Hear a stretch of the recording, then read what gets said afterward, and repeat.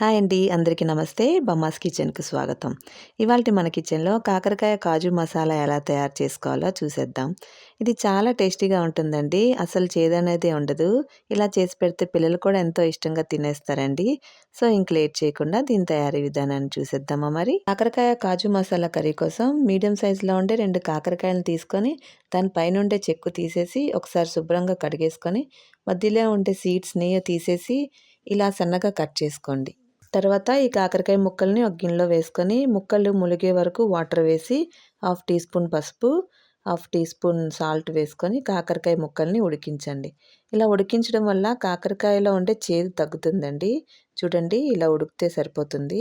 ఇప్పుడు stove off చేసి వాటర్ని డ్రైన్ చేసుకొని కాకరకాయ ముక్కల్ని ఒక ప్లేట్లో తీసుకొని పక్కన ఉంచుకోండి. ఇప్పుడు కాజు మసాలాని రెడీ చేసుకుందామండి. దీనికోసం ఒక ప్యాన్లో 1 టీ స్పూన్ జీలకర్ర, 1 టీ స్పూన్ ధనియాలు, 1 టీ స్పూన్ సోంపు, 4 యాలకులు, ఇంచు దాల్చిన చెక్క వేసి దోరగా వేయించుకోండి. ఇలా వేగాక ఓ 12 జీడిపప్పులను కూడా వేసి వేయించండి.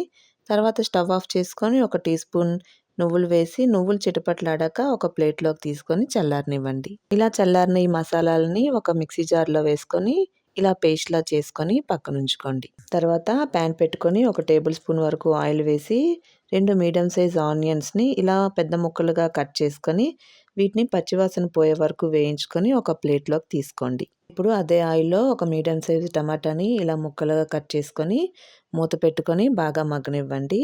చూడండి, టమాటా బాగా మగ్గిపోయింది.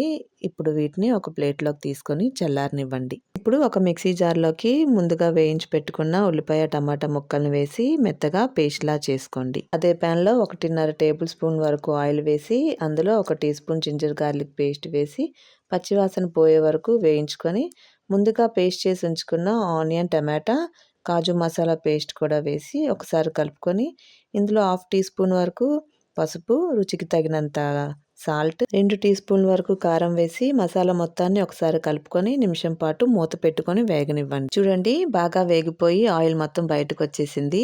ఇప్పుడు మధ్యకి చీలుకున్న 5 పచ్చిమిర్చి వేసి ముందుగా ఉడికించి ఉంచుకున్న కాకరకాయ ముక్కల్ని 10 నుంచి 12 వరకు జీడిపప్పు పలుకులు వేసి ఒకసారి వీటన్నిటిని బాగా కలుపుకొని అరకప్పు వరకు చింతపండు రసం వేసి కన్సిస్టెన్సీని ఒక్కసారి చెక్ చేసుకొని 1 కప్పు వరకు వాటర్ వేసి మూత పెట్టుకొని 2 నిమిషాల పాటు ఉడికించుకోండి.